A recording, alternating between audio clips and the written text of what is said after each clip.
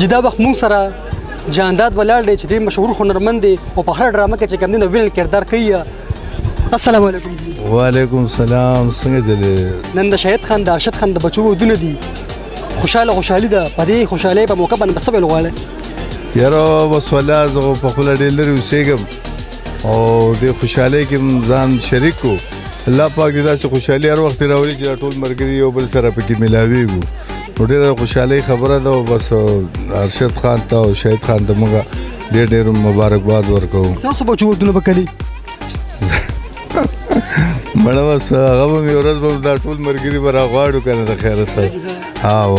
مخکې هم سره روان دي څه نن سبا مصروفیت دي؟ والله اوس یو فلم وکړو د زخمونو حساب، نو په هغې کې شاهد صاحب او ارباز صاحب دواړه یې د هیرو کرکټر کوي او جهانګیر صاحب دی پکې، عمران صاحب دی، مطلب هغې کې ډېر ښه آرټسټان دي نور.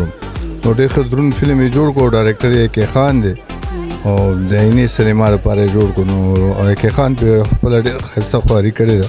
انشاءالله دا به خلک خوښوي. خپلو مینوالو ته به څه پیغام ورکول غواړئ؟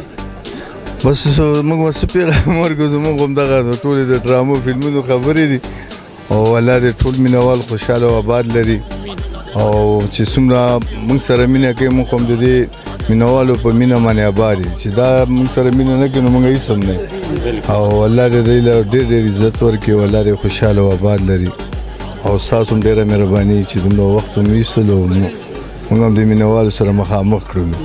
ټیک ده چې ډېره مننه چې تاسو جانداد خبرې